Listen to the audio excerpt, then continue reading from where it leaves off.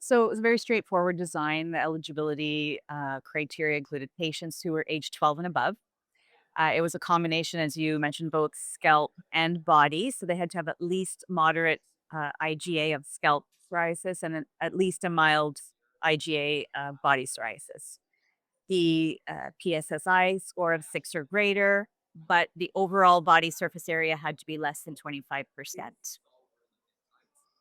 Then the patients were randomized in a 2-to-1 fashion to use either Roflumilast foam once daily on both the scalp and body areas or vehicle, and that was done for 8 weeks. Primary endpoint at 8 weeks was actually co-primary endpoint of scalp IgA success and body IgA success. The secondary endpoints included some other clinical endpoints, but most importantly, and the focus of the poster today was the patient-reported outcomes. So scalp itch NRS, worst itch NRS, scalp DEX, psoriasis symptom diary, and DLQI. Some data that had previously been presented were the clinical outcomes. So, for the proportion of patients who achieved scalp IgA success at week 8 was two-thirds of the participants, whereas almost half achieved body IgA success using the foam. But this poster for this meeting was focusing on the patient-reported outcomes. So, when we think about control for patients, we want to see little to no itch. So a uh, scalp itch NRS of 0 to 1, which is little to no itch, was achieved by more than half of patients. Similarly, with the worst itch NRS of 0 or 1, which is little to no itch, was again over 50% of patients were able to achieve that high bar of itch control, which is what's important, especially for patients with scalp psoriasis, because they're always scratching, they feel self conscious in public. So to have little to no itch in more than half of patients is really remarkable.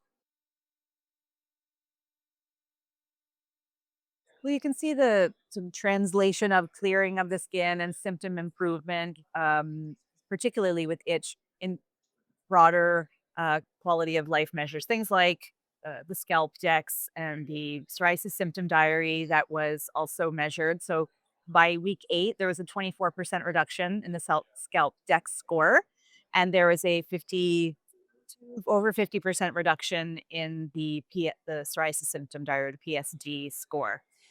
That was at week 8, but there was already statistical significance as early as week 2. So we could see that improvement across domains of these quality of life scores by 2 weeks of therapy, and it continued to increase up to the 8 weeks. So, when we're treating scalp and body psoriasis with a topical agent to get early responses, not presented with this poster, but previously presented, was a significant reduction in itch as early as 24 hours.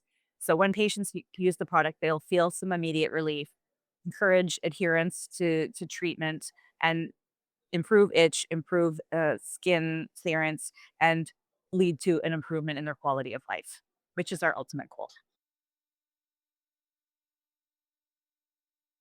So always there's the our concern, but we want to make sure that it's also working the same in the real world as it does in the clinical trial setting. So we have this 8 weeks, a very controlled setting. And to now that we have the product available for patients, to make sure that we're seeing the same levels of response in the real world that we did in the clinical trials. That's always sort of the first step to make sure that it translates into our daily practice. So much going on in the derm space, but I have to say, when you're treating patients with inflammatory diseases, and I've been in practice now for 20 years, and there has always been an issue with topical steroids in general. Patients are worried about thinning the skin and the side effects.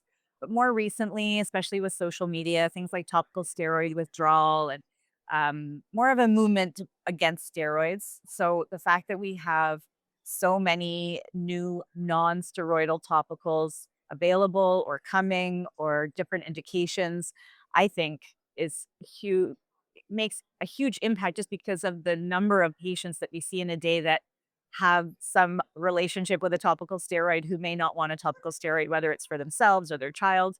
To be able to offer them multiple non-steroidal options, I think is a game changer for dermatology.